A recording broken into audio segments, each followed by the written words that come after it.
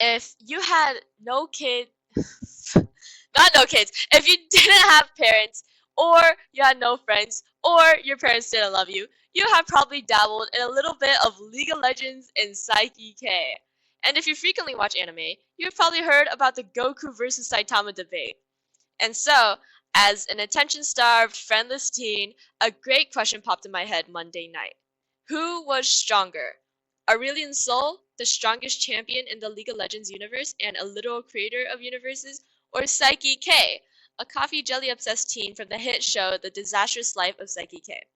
To make this less complicated for everyone, we'll have to assume that Aurelion Sol is in a state before he got enslaved, we'll get into that later, and Saiki K doesn't have his powers limited by his liver device.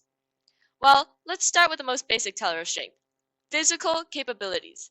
What I mean by this is their powers, stuff you can feel with your five senses.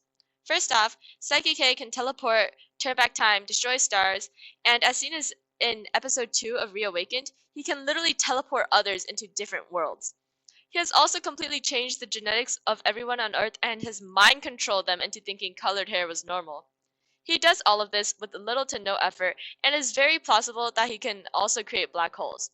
Additionally, he can essentially revive himself if he wanted to by turning back time on his own body or controlling it using telekinesis.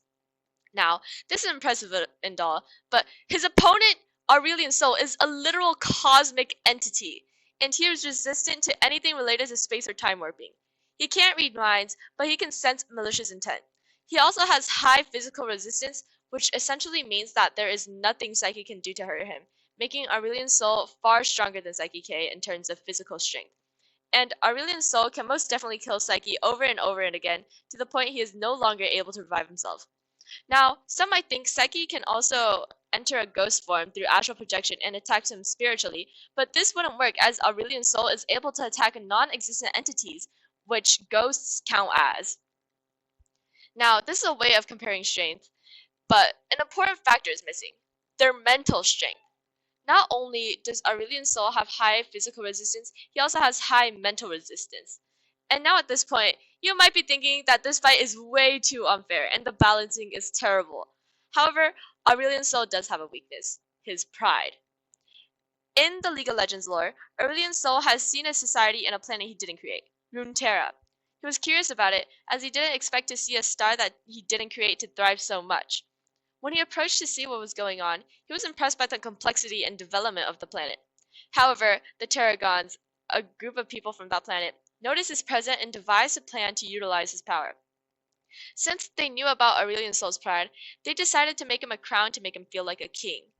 Aurelion Sol didn't bother to hesitate, immediately putting the crown on proudly, but as a consequence, the trap activated and Aurelion Sol's powers were restricted by the Terragons, and so he essentially became a slave.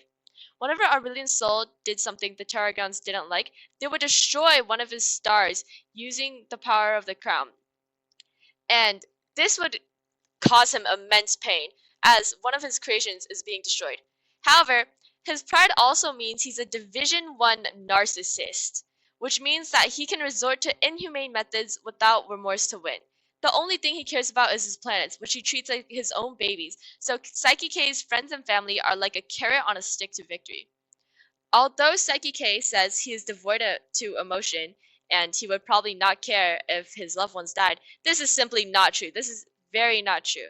You can clearly see his emotions when he's eating dessert and whatever is happening here, which means a similar situation to when Saiki's brother held himself as a hostage in a battle could happen. This problem could be easily solved if no outside forces are involved though. Saiki simply teleports the people he wants to protect out of danger, or he warps back to a time where they're not born yet. This way, he no longer needs to worry about them being in danger, and Aurelion Sol no longer has a hostage. Additionally, Saiki K has a power to read minds, while Aurelion Sol doesn't. This means Saiki K can read Aurelion Sol's mind to predict everything he is about to do, allowing him to avoid attacks or plots against him. He can also utilize his mind-reading power to keep his actions aligned with what Aurelion Sol finds pleasant, lowering his guard. By gassing him up, Saiki K is more than capable enough to pull the same stunt the Terragons did, which would ultimately result in his victory. Also, since Saiki K was able to easily destroy the moon in elementary school, at its teenage years, he should be able to easily destroy multiple of Aurelion Sol's planets. This would cause him immense pain and keep him submissive, the same strategy the Tarragons used. Unfortunately, these are the only victories I can see him having though.